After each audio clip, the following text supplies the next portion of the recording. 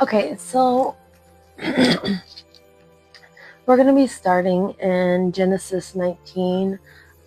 Sorry, I haven't been on for a while. I've actually been sick all week. This is one of the more interesting chapters in Genesis, so bear with me. We're in 19, Sodom and Gomorrah destroyed. The two angels arrived at Sodom in the evening, and Lot was sitting in the gateway of the city. When he saw them, he got up to meet them and bowed down with his face to the ground. "My lords," he said, "please turn aside to your servant's house. You can wash your feet and spend the night, and then go on your way early in the morning." "No," they answered, we will spend the night in the square." But he insisted so strongly that they did go with him and entered his house. He prepared a meal for them, breaking bread without yeast, and they ate. Before they had gone to bed, all the men from every part of the city of Sodom, both young and old, surrounded the house. They called to Lot, "Where are the men who came to you tonight? Bring them out to us so we can have sex with them." Lot went outside to meet them, shut the door behind him, and said, "No, my friends, don't do this wicked thing. Look, I have 2 daughters who have never slept with a man. Let me bring them out to you, and you can do what you like with them. But don't do anything to these men, for they have come under the protection of my roof." "Get out of our way," they replied. "This fellow came here as a foreigner, and now he wants to play judge. We'll treat you worse than them." They keep bringing pressure on Lot and moved forward to break down the door. But the men inside reached out and pulled Lot back into the house and shut the door. Then they struck the men who were at the door of the house, young and old, with blindness so that they could not find the door.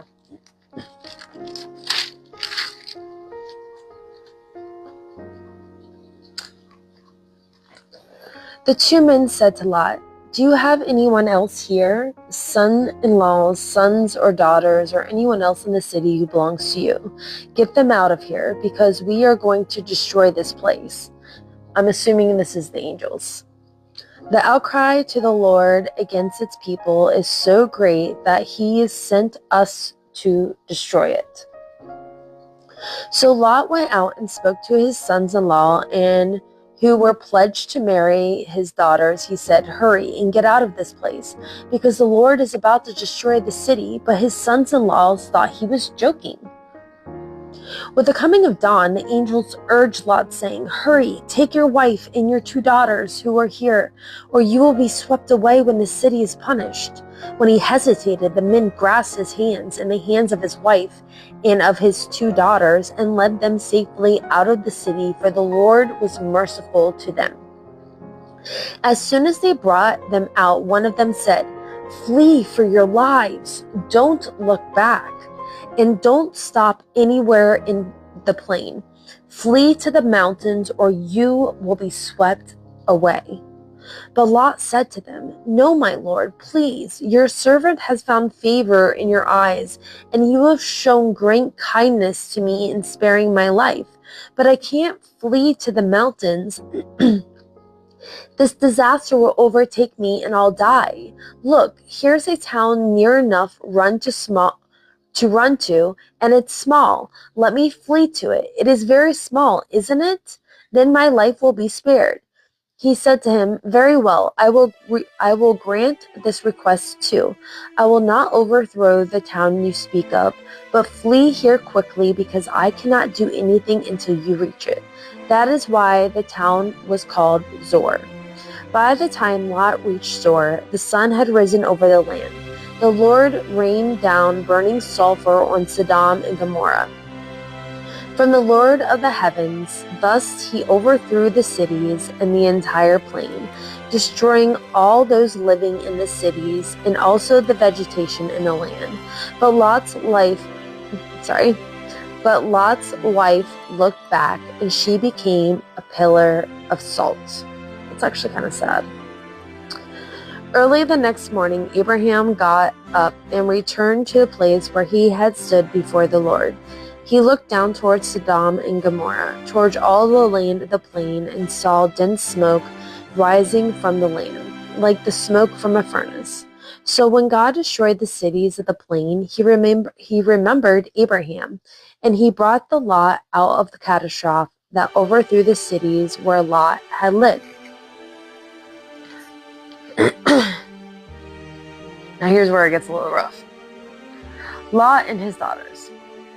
Lot and his 2 daughters left Zor and settled in the mountains, for he was afraid to stay in Zor. He and his 2 daughters lived in a cave. One day the old daughter said to the younger, "Our father is old, and there is no man around here to give us children, as is the custom all over the earth. Let's get our father drink wine and then sleep with him and preserve our family line through our father." That night they got their father to drink wine, and the older daughter went in and slept with him. He was not aware of it when she lay down or when she got up. The next day the older daughter said to the younger, "Last night I slept with my father. Let's get him to drink wine again tonight, and you go in and sleep with him so we can preserve our family line through our father." So they got their father to drink wine that night also, and the younger daughter went in and slept with him. Again, he was not aware of it when she lay down or when she got up. Hey. 1 second.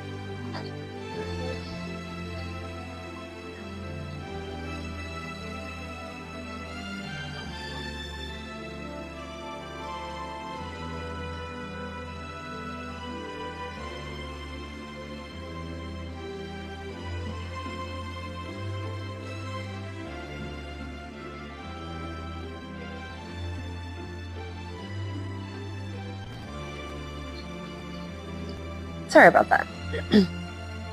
So both of Lot's daughters became pregnant by their father. The older daughter had a son and named him Moab. He is the father of the Moabites of today.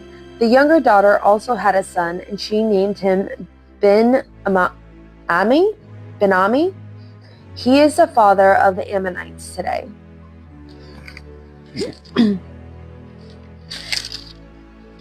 So let's go back to 9:1. The gateway of the city was the meeting place for city officials and other men to discuss current events and transact business. It was a place of authority and status where persons could see and be seen. Evidently, Lot held an important position in the government or associated with those who did, because the angels found him at the city gate. Perhaps Lot's status in Sodom was one reason he was so reluctant to leave. How could any father give his daughters to be ravished by a mob of perverts just to protect 2 strangers? Possibly Lot was scheming to save both the girls and the visitors, hoping the girls' fiancés would rescue them, or that the homosexual men would be disinterested in the girls and simply go away. Although it was custom of the day to protect guests at any cost, this terrible suggestion reveals how deeply sin had been absorbed into Lot's life. He had become hardened to evil acts in an evil city. Whatever Lot's motives were, we see here an illustration of Saddam's terrible wickedness, a wickedness so great that God had to destroy an entire city.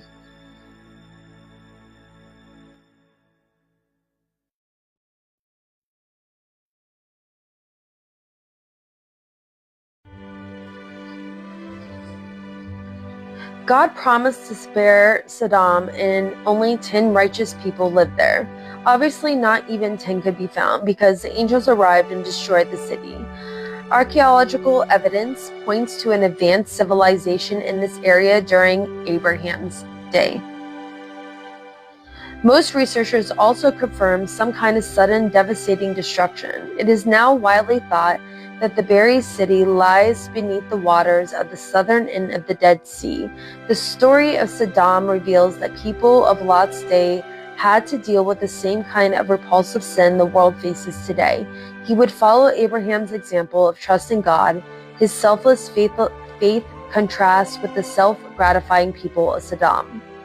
19 to 14. Lot had lived so long that he was contented among ungodly people that he was no longer a believable witness for God. He had allowed his environment to shape him rather than shaping his environment. Do those who know you see you as a witness for God, or are you just one of the crowd blending in unnoticed? Lot had compromised to the point that he was almost useless to God. When he finally made a stand, nobody listened. Have you too become useless to God because you are too much like your environment? To make a difference, you must first decide to be different in your faith and your conduct. Lot hesitated, so the angels grasped his hand and rushed him to safety. Lot did not want to abandon the wealth, position, and comfort he enjoyed in Saddam. It is easy to criticize Lot for being hypnotized by Saddam when the choices seem so clear to us. To be wiser than Lot, we must see that our hesitation to obey stems from the false attractions of our culture's pleasures. 1916 to 29. Notice how God's mercy towards Abraham extended to Lot and his family because Abraham pleaded for Lot. God was merciful and saved Lot from the fiery destruction of Saddam. A righteous person can often affect others for good. James says that prayers of a righteous person are powerful. See James 5:16. All Christians should follow Abraham's example and pray for others to be saved. 1924. In the story of Sodom and Gomorrah, we see two facets of God's character: a great patience, agreeing to spare a wicked city for 10 good people, and a fierce anger, destroying both cities. As we grow spiritually, we should find ourselves developing deeper respect for God because of his anger towards sin, and also a deeper love for God because of his patience when we sin.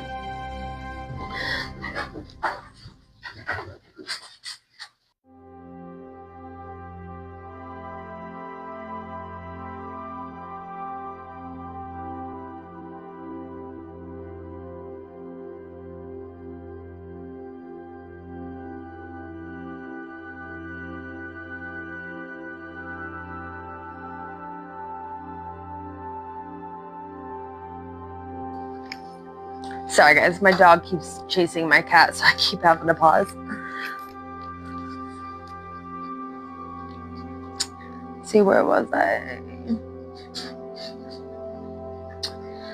In 1926, Lot's wife turned back to look at the smoldering city of Saddam. Clinging to the past, she was unwilling to turn completely away. Are you looking back longingly at sin while trying to move forward with God? You can't make progress with God as long as you're holding on to pieces of your old life. Jesus said it this way in Matthew 16:24, no one can serve two masters. In this pitiful sequel in the story of destruction of Saddam, we see two women compelled to preserve their family line. They were driven by not lust, but desperation. They feared they would never marry. Lot's tendencies to compromise and refusal to act reached his peak. He's mad at me because I put him in a cage because he's being bad. So hold on.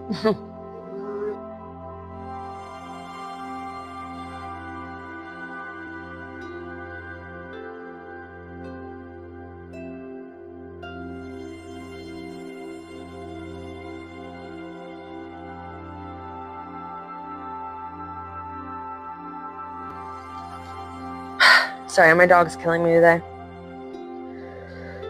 Okay.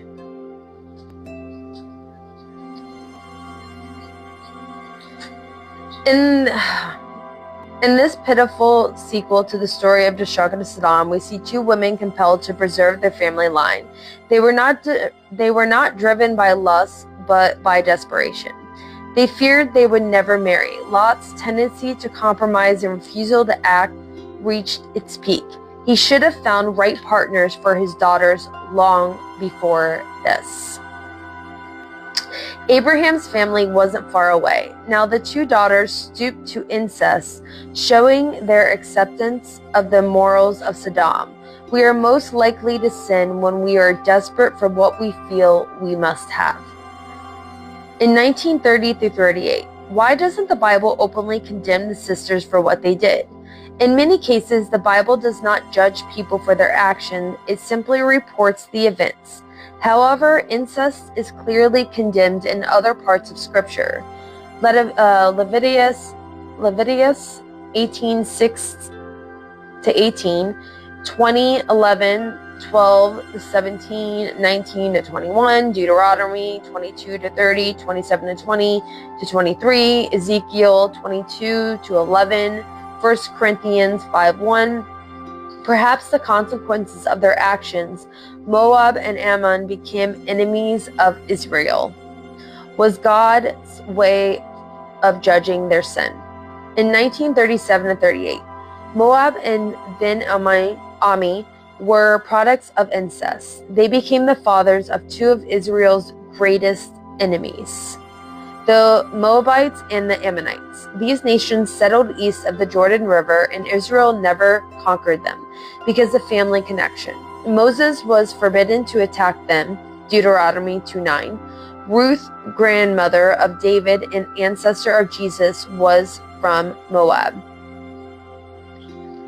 So I was just going over Genesis chapter 19 today. I have a lot to do, so I don't have time. I'm sorry for all the pauses. My dog is crazy. But I just really appreciate everyone, and I hope that you have a blessed day. Thank you. Bye.